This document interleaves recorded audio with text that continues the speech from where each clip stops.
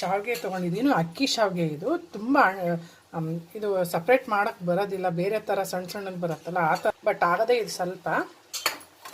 ಆಮೇಲೆ ಇದು ನವಿಲುಕೋಸು, ಕ್ಯಾಪ್ಸಿಕಮ್ಮು, ಶುಂಠಿ ಹೆಚ್ಚಿಟ್ಕೊಂಡಿದ್ದೀನಿ, ಒಂದು 5 ಹಸಿಮೆಣ್ಸಿನ್ಕಾಯಿ, ಕರಿ ಲೀವ್, ಕರಿಬೇವು ಎಲೆ, ಆಮೇಲೆ ಇದು ಆಲೂಗಡ್ಡೆ, ಬಟಾಣಿ. ನಿಮ್ಗೆ ಯಾವ ತರಕಾರಿ ಬೇಕೋ ಆ ತರಕಾರಿ ತೊಗೊಳ್ಳಿ. ಒಗ್ಗರಣೆಗೆ ಸಾಸಿವೆ ಹಾಗೂ ಉದ್ದಿನಬೇಳೆ, ಕಡಲೆಬೇಳೆ, ಶೇಂಗಾ ಇದಿಷ್ಟನ್ನು ಒಗ್ಗರಣೆಗೆ ತೊಗೊಂಡಿದ್ದೀನಿ. ಇದು ಪಕ್ಕ ಮೈಸೂರು ಸ್ಟೈಲ್ ಶಾವಿಗೆ ಉಪ್ಪಿಟ್ಟು ತೋರಿಸ್ತಾ ಇರೋದು. ಮದುವೆ ಸಾಸಿವೆ ಹಾಕ್ತಾಯಿದ್ದೀನಿ.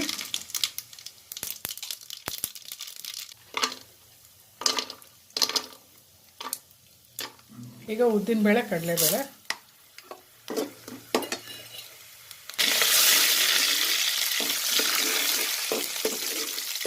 ಎರಡು ಆನಿಯನ್ ತೊಗೊಂಡಿದ್ದೀನಿ, ಮೀಡಿಯಮ್ ಸೈಜಿಂದು.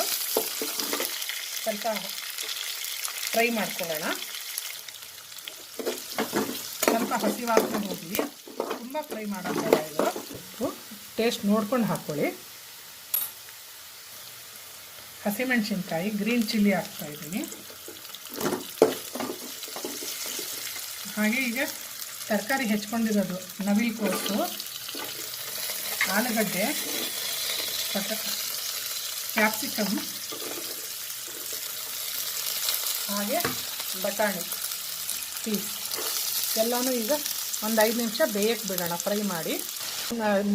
ಸಣ್ಣ ಉರಿಯಲ್ಲಿ ಬೇಯಿಸ್ಕೊಳ್ತಾ ಮಾಡಬೇಕಾಗತ್ತೆ. ನಾನು ಒಂದು 2 ಲೋಟ ನೀರು ಹಾಕಿದ್ದೀನಿ, ಅಂದಾಜಲ್ಲಿ ಹಾಕಿದ್ದೀನಿ. ಯಾಕಂದರೆ ಅಕ್ಕಿ ಶಾವಿಗೆ ಎಲ್ಲ ಅದು ಎಲ್ಲ ಯೂಸ್ ಮಾಡೋದೇ ಇದು ಅಕ್ಕಿ ಶಾವಿಗೆ ಅಂತ ಹೇಳಿದ್ರೆ ಶಾಪಲ್ಲಿ ಕೊಡ್ತಾರೆ, ನಿಮ್ಗೆ ಗೊತ್ತೇ ಇರುತ್ತೆ ಮೋಸ್ಟ್ ಪ್ರಾಬಬ್ಲಿ.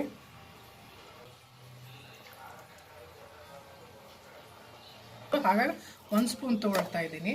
ಹಾಗೆ ಶುಂಠಿ ಹೆಚ್ಕೊಂಡಿದ್ದು ಅದು ಆ್ಯಡ್ ಮಾಡ್ತಾ ಇದ್ದೀನಿ. ಈಗ ಕುದಿ ಬರಲಿ. ಓಕೆ, ಈಗ ಕುದೀತಾ ಇದೆ. ಈಗ ಶಾವಿಗೆ ಆ್ಯಡ್ ಮಾಡ್ತೀನಿ. ನಾನು ನೀರು ಹಾಕ್ಬಿಟ್ಟು, ಬೇಕು ಅಂದರೆ ಒಂದು ಸ್ವಲ್ಪ ನೀರು ಆ್ಯಡ್ ಮಾಡ್ಕೊಳ್ರಿ. ಇದಕ್ಕೆ ಮೆಜರ್ಮೆಂಟ್ ಗೊತ್ತಾಗಲ್ಲ, ನೋಡ್ಕೊತಿದ್ದೀನಿ. ಒಂದು 3 ರಿಂದ 4 ನಿಮಿಷ. ಓಕೆ ಗೈಸ್, ನೋಡಿ ಉಪ್ಪಿಟ್ಟು ರೆಡಿ. ಶಾವಿಗೆ ಉಪ್ಪಿಟ್ಟು. ದಯವಿಟ್ಟು ಇಷ್ಟ ಆದರೆ ಲೈಕ್ ಕೊಡಿ, ಸಬ್ಸ್ಕ್ರೈಬ್ ಮಾಡಿ.